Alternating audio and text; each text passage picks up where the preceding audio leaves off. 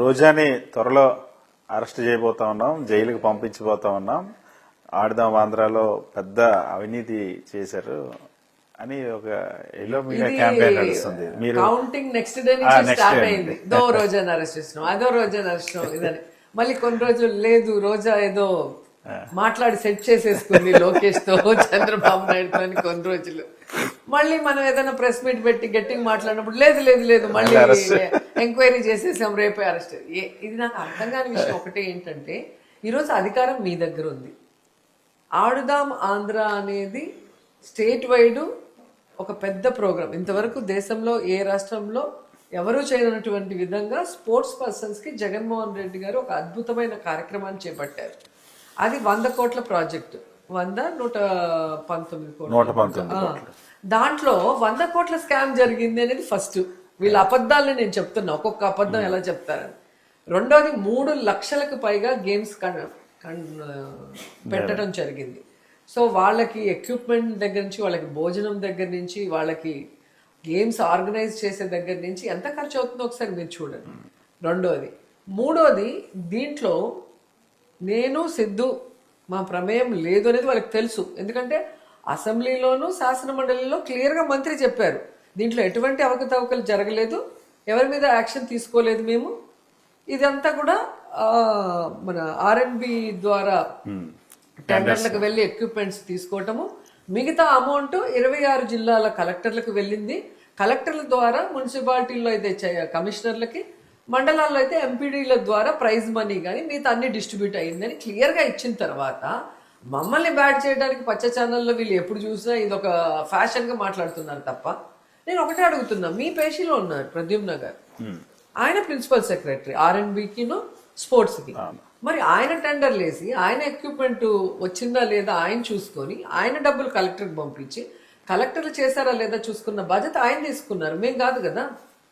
మరి ఆయన మీ దగ్గర ఉన్నాడు, ఫైల్స్ మీ దగ్గర ఉన్నప్పుడు మా మీద ఎందుకు దుమ్మెత్తి పోస్తున్నారు? అంటే నేను బైరెడ్డి గట్టిగా మాట్లాడతాము, కూటమి ప్రభుత్వ తప్పుల్ని ఎత్తి చూపిస్తాము కాబట్టి వీళ్ళ నోర్లు మూయించడానికి వీళ్ళని భయపెట్టాలి అనుకుంటారు. భయపెడితే భయపడే వాళ్ళమా బైరెడ్డి గారు, రోజా గారు? సో ప్రజలకి తెలుసు, కార్యకర్తలకు తెలుసు, మేము తప్పు చేసి ఉంటే ఈరోజు ఇంత ధైర్యంగా మాట్లాడే వాళ్ళం కాదు. మీరు 5 సంవత్సరాలు ఎమ్మెల్యేగా, 2.5 సంవత్సరాలు మంత్రిగా, విపరీతంగా 2 years మంత్రిగా విపరీతంగా దోచేశారు. విల్లాలు కొన్నారు, 5-6 విల్లాలు, కార్లు కొన్నారు, చాలా ఆస్తులు సంపాదించారని టీడీపీ సర్క్యులేట్ చేసే వాళ్ళ పర్సనల్ పేపర్ చూసారు. ఇదే ఆంధ్రజ్యోతిలో, ఈనాడులో వేసుంటే నేను సుప్రీంకోర్టు వరకు వెళ్ళి వీళ్ళకి సినిమా చూపించాను. ఓ పనికిమాల పేపర్ లో వేసేసి దాని పేరు ఊరు తెలియదు, వాళ్ళు దీంట్లో ఏమంటారు వాట్సాప్లో, వాళ్ళ ఎఫ్బీలో, వాళ్ళ ట్విట్టర్లో అంతా సర్క్యులేట్ చేసి డ్యామేజ్ చేయాలని చూస్తున్నారు. నేను సూటిగా ఎవరైతే నా మీద ఇది చేస్తున్నారో వాళ్ళకి చెప్తున్నా, ఈ ఇల్లులు ఎక్కడ ఉన్నాయి అవి నాకు చూపించండి, మొత్తం మీరే తీసుకోండి, నేను రాసి ఇచ్చేస్తాను. నేను మంత్రి అయిన తర్వాత ఏదైనా ప్రాపర్టీ కొన్నానా లేదా ఏదైనా ఇల్లు కట్టానా దోచుకొని ఒక్కటి మీరు చూపించండి, మొత్తం మీకే రాసి ఇచ్చేస్తా. పెళ్లి కాకముందు చెన్నైలో నా ఇల్లు యాజ్ ఎ హీరోయిన్గా, మా అమ్మ, మా అన్నయ్యలు, మా నాన్న, నేనున్న ఇల్లు. దానికి 2019లో మంత్రి అయిన దానికి ఏం సంబంధం? హైదరాబాద్లో నాకున్న ఇల్లు నేను ఎమ్మెల్యే కాకముందు 2012, మరి నేను ఎమ్మెల్యేనే కాకముందు కట్టిన హైదరాబాద్ ఇల్లు దీనికి ఏం సంబంధం ఉంటుంది? అలాగే నగిర్లో నేను కట్టుకున్న ఇల్లు గవర్నమెంట్ రాకముందు 2018. సో ఎలా దోచుకుంటాం? మీ ప్రభుత్వంలో నేను దోచుకుంటుంటే మీరు చూస్తున్నారు అంటే మీరు ఎదవలా, పనికిమాలిన వల్ల, మరి ఏంటి నాకు అర్థం కావట్లా. సో ఏదో ఒకటి చెప్పి ప్రజల్ని మాయ చేయాలి, ప్రజలు నమ్ముతున్నారు కాబట్టి ఇంకా చెప్పడమే పనిగా పెట్టుకున్నారు. మీ కార్యకర్తలకు కూడా అనిత ఈ మధ్య వార్నింగ్ ఇచ్చారు. మీ కార్యకర్తలు గాని, నాయకులు గాని ఎవరైనా సరే పిచ్చి పిచ్చి వేషాలు వేస్తే, జనాన్ని భయపెడితే ఇలాగే ట్రీట్మెంట్ ఉంటది, ఇక్కడ ఉన్నది సిబిఐ గవర్నమెంట్, అటు రోడ్డు మీద అలా తీసుకెళ్తామని అనిత వార్నింగ్ ఇచ్చారు. భయపడుతున్నారంటారా మీరు, మీ కార్యకర్తలు? ఖైదీలకు కూడా భయం లేదు. ఆమె వెళ్ళి వచ్చిన తర్వాత ఖైదీయే పారిపోయినాడు నెల్లూరులో అంటే ఆమె ఏం భయం ఉందో మీరే అర్థం చేసుకోవాలి. సో అదేమో అంటారు కదా, అర్హత లేని వాళ్ళని అందలం ఎక్కిస్తే ఇలాగే ఉంటుందని నాకు అనిపించింది. ఎందుకంటే పవన్ కళ్యాణ్ గారు కూడా క్లియర్గా ఒకసారి ఇచ్చారు, నీ వల్ల మేము తిట్లు తినాల్సి వస్తుంది, నువ్వు ఫెయిల్యూర్ టోటల్. అంతకుముందు మనం చెప్తేమో అపోజిషన్ మా మీద అంటుంది అన్నారు. మరి మీ పార్టీలో మీ కుటుంబంలో ఉన్న పవన్ కళ్యాణ్ చెప్పాడు కదా, నీ వల్ల మేము తిట్లు తింటున్నాం, నువ్వు as a home minister total failure, నువ్వు కరెక్ట్గా చేస్తావా లేదా నేను తీసుకోవాలని అడిగినప్పుడే నువ్వు రిజైన్ చేసేయాల, నైతిక బాధ్యత వహించి రిజైన్ చేయాల. అది వదిలేసి మళ్ళీ మా మీద దుమ్మెత్తిపోయడానికి ఎందుకు భయపడాలి మేము? ఈరోజు అనిత తెలుసుకోవాలి, ఎవరు భయపడాలి అంటే అమ్మాయిలు రేప్ చేస్తున్నారు చూసారా, 6 ఏళ్ల నుంచి 60 ఏళ్ల ముసలోళ్ళ వరకు, వాళ్ళు భయపడాలి. అమ్మో హోంమంత్రి మన మీద యాక్షన్ తీసుకుంటుందేమో అన్న భయం వాళ్ళకు ఉండాలి. ఎవ్వడికి లేదు.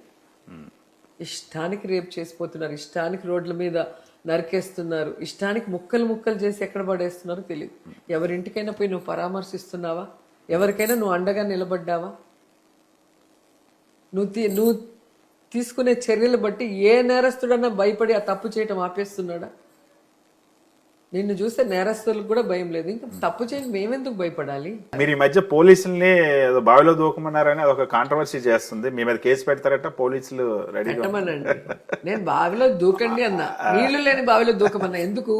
ఇప్పుడే చెప్పా కదా, 29 రాష్ట్రాలు 7 కేంద్రపాలిత ప్రాంతాలతో కలిపి 36 ఉంటే 36వ ర్యాంకు మీకు వచ్చింది అంటే ఈరోజు మీరు సిగ్గుతో తలదించుకోవాలి, లేదా నీళ్ళని బాగా దూకాలి. ఈ చంద్రబాబు నాయుడు, లోకేష్, అనిత గారు చెప్పినట్టు ఆడితే దేశంలోనే మీ పరువు పోయింది, మీ పరువుతో పాటు రాష్ట్ర పరువు పోయింది. నా మీద కేసు పెడితే ఉన్నది పోతుంది మీకు, అంతే కదా. ఈరోజు ఎమర్జెన్సీ రెస్పాన్స్ లో కూడా మీరు 0లో ఉన్నారు. ఏదో కేసు పెట్టాలి అని గోడగుడ్డు మీద ఈకలు బీకాలంటే ఎవరేం చేయలేరు. 18 నెలలు అయింది మేడం చంద్రబాబు నాయుడు గారి పరిపాలన గడిచింది. సూపర్ హిట్ చేసాము, సూపర్ సక్సెస్ పరిపాలన ఇది, డబుల్ ఇంజన్ సర్కార్ మాది, అద్భుతంగా పరిపాలిస్తున్నాము అని చెప్పేసి అంటున్నారు. నిజమేనా? చంద్రబాబు నాయుడు ఒక చరిత్రహీనుడిగా ఈ 18 నెలల పరిపాలనలో మిగిలిపోతాడు. మనం చెప్పడం ఎందుకు? సాక్షాత్తు వాళ్ళే చెప్తున్నారు కదా. రేణుకా చౌదరి గారు చెప్పారు, ఇంత వరస్ట్ పరిపాలన నేను చూడనే లేదు అని చెప్పింది.